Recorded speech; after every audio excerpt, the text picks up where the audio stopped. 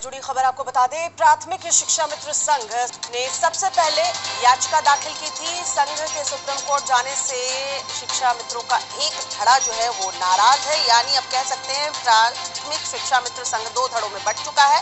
एक धड़ा जो है वो सुप्रीम कोर्ट पहुंचता है, दूसरा धड़ा जो है उसने नाराजगी जाहिर की है।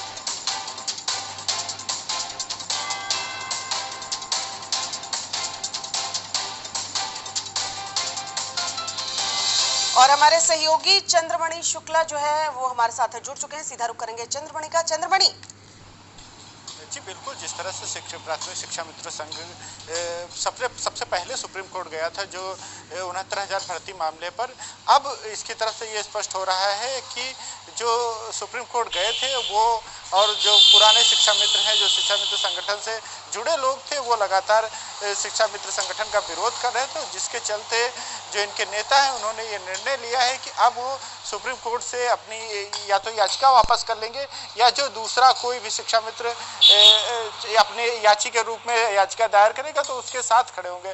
बहरहाल ये सब घटनाक्रम से ये स्पष्ट होता है कि अब सुप्रीम कोर्ट में जो है वो शिक्षा मित्र पीछे हट सकते हैं 69,000 भर्ती मामले में। जी अच्छा, मतलब शिक्षा मित्रों में ये बातचीत हो चुकी है कि वो पीछे हटने को राजी हो गए हैं।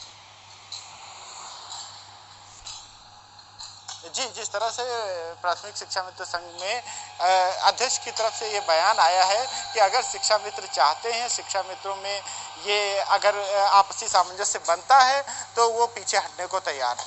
जी, तो ये आपसी सामंजस्य कैसे बैठेगा, क्योंकि दो धड़ों में बढ़ चुका है। ये खबर भी हमने दिखाई कि एक धड़ा तो पहुंच गया है सुप्रीम कोर्ट, उसने याचिका भी दाखिल कर दी है। अब आपको याचिका या तो वापस लेनी होगी, हालांकि सरकार ने तो अपनी तरफ से कैविएट दाखिल कर रखी है, लेकिन अब सामंजस्य कैसे बैठेगा, इसको लेकर कोई बातचीत? जी देखिए, अगर हम हाईकोर्ट की बात करें तो हाईकोर्ट में जिस संगठन की तरफ से, जैसे कि प्राथमिक शिक्षा मित्र संघ है, इसकी तरफ से किसी प्रकार की याचिका नहीं थी और ये याचिकाकर्ता में नहीं था। अब जब सुप्रीम कोर्ट पहुंचे तो सुप्रीम कोर्ट में सबसे पहले प्राथमिक शिक्षा मित्र संघ की तरफ से याचिका दायर कर दी गई। तो शिक्षा मित्रों में ये विरोध था कि जो शिक्षा मित्र जो हाईकोर्ट में लड़ रहे थे वही सुप्रीम कोर्ट में जाएं या जो उससे जुड़े लोग थे वही जाएं, लेकिन जब प्राथमिक शिक्षा मित्र संघ की तरफ से याचिका दायर की गई तो जो शिक्षा मित्रों में था वो आपसी विरोध दिखा था और जिसके चलते अब ये खबरें आ रही हैं कि आपसी सामंजस्य बना लिया गया है और जो प्राथमिक शिक्षा मित्र संघ है वो पीछे हटने को तैयार है। जी जी, आप बने रहिए हमारे साथ। इस वक्त बीटीसी अभ्यर्थी शिवेंद्र हमारे साथ फोन लाइन पर जुड़ चुके हैं। शिवेंद्र, किस तरीके से देखते हैं, सुप्रीम कोर्ट में प्राथमिक शिक्षा मित्र संघ जो है वो पहुंचता है, दो धड़ों में बढ़ चुका है, अब जो स्थिति सामने आ रही है ऐसा लग रहा है कि शायद पीछे हट जाए। हेलो जी शिवेंद्र। मैम, विपक्ष के द्वारा सरकार के आदेश को चुनौती देने के लिए पहले एक धड़ा आया हुआ था आगे, और उस धड़े के जो मुख्य याचिकाकर्ता थे वो अब इस 90-97 कट ऑफ पर सफल है।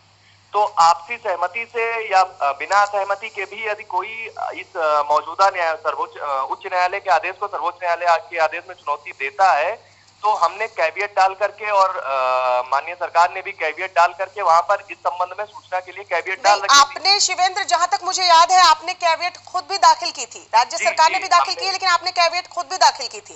जी जी, हमने कैविएट दाखिल कर रखी है। तो आपके लिए तो ये अच्छी बात हो जाएगी जी कि अगर पीछे हटने को शिक्षा मित्र तैयार हो जाते हैं। लेकिन इस पूरे वाक्य को किस तरीके से देखते हैं कि पहले सुप्रीम कोर्ट पहुंच जाता है एक धड़ा, फिर नाराजगी होती है और अभी भी आपसी सामंजस्य की बात आ रही है, ये नहीं कहा गया है कि हम हट ही रहे हैं पीछे, ये आप कैसे देखते हैं इसे अपने फेवर में?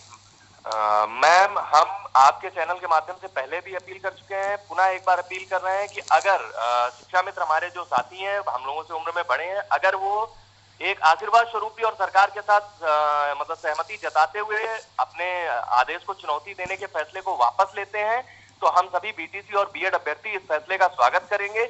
और अगर आगे शिक्षा मित्र के वेतन में वृद्धि की यदि कोई मांग की जाती है तो हम लोगों को उससे कोई आपत्ति नहीं होगी और उनके वेतनमान में जो वृद्धि हो सकती है वो आप कराएं। लेकिन जो सहायक अध्यापक पद पर है उस पर जो योग्य अभ्यर्थी और जो का मानक, जो सरकारी मानक तय हुआ है, उस पर जो अभ्यर्थी चयन पा करके आए उसको सहायक अध्यापक का पद दिया जाए। बस यही